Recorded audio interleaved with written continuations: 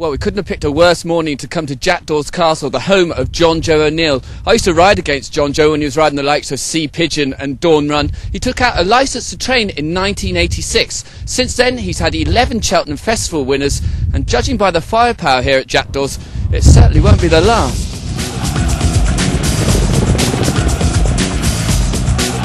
Having secured his place in Cheltenham history as a jockey, he's now well on the way to matching those exploits as a trainer. I think probably one of the greatest races anyone will ever. Dawn Run, we've got pictures of her around here.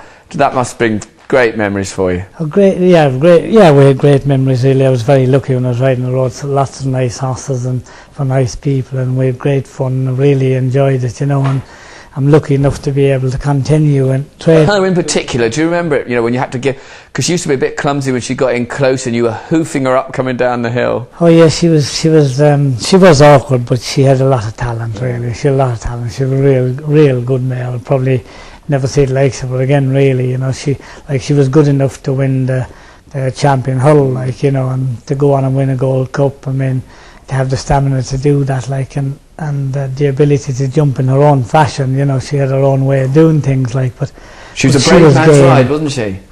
She was a challenge, yeah, she was a challenge, yeah. And on the other side of the coin, Sea Pigeon, just pure class. Yeah, he was different altogether, yeah. Like, he was just, as you say, real class, a lot of ability.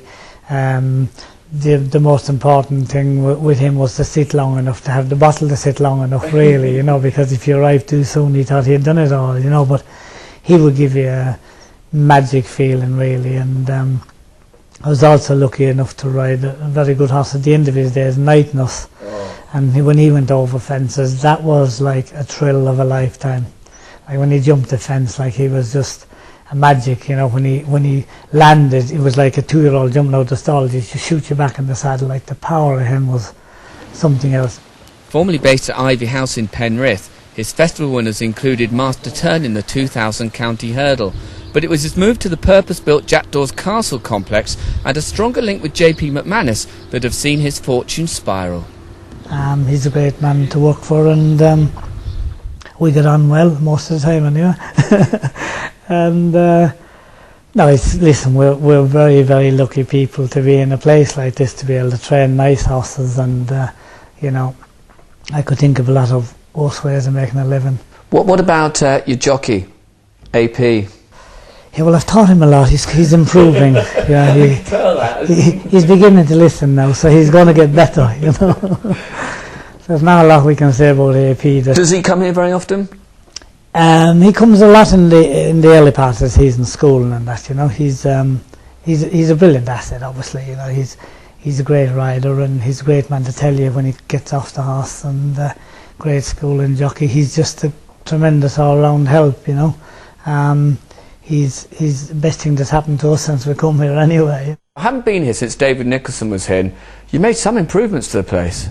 Yeah, the layout was there, really. We just sort of upgraded everything, really, and it works really well. You know, the gallops are very good, the walkways, and, you know, the roads and the rubber in the yard and that. It's all geared to try and keep the horse as safe as we can, and keep them as happy as we can, and run them as often as we can, and win as many as we can. That's the idea. Jackdaws Castle is a local name for a small quarry just over the hill from the gallops, and the second highest peak in the Cotswolds. The stables are a mere 15 miles from Cheltenham, and in the coming weeks we'll be fine-tuning his strongest ever team for racing's Olympics.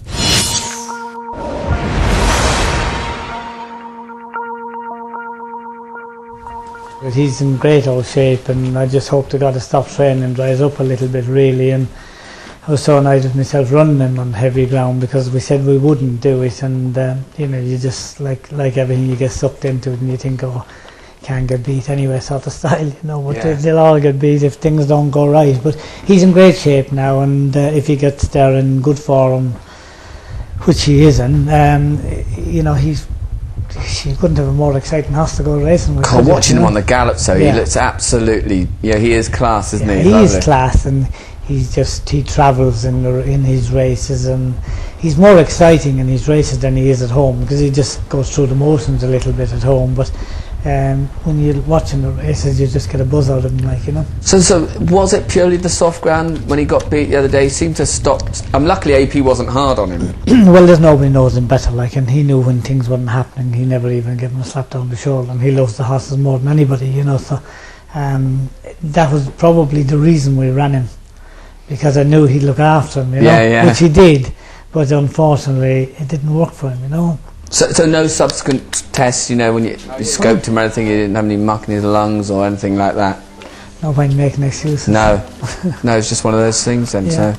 So we're praying. Well, normally we get decentish ground there, so that'll suit him. Yeah, you're getting longer days now, aren't you? You know, you get a few dry days together, it'll soon. I'd say it'll come up on the offside of good out of Cheltenham, hopefully, and that'll be perfect for everything, won't it?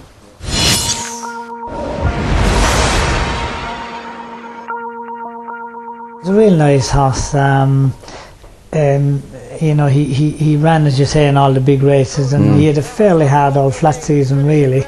And he came, and then we cut him as well. So, you know, it took a little bit of time. It took a little bit of time to get over all that, and he ran well at Sandown. I was very pleased the way he travelled away through the race, and that he ballooned the second last a little bit and lost a bit of ground and got back up again, and didn't really fly last. Wanted to get another run into him, but just took a little bit out of him more than I expected to have, you know.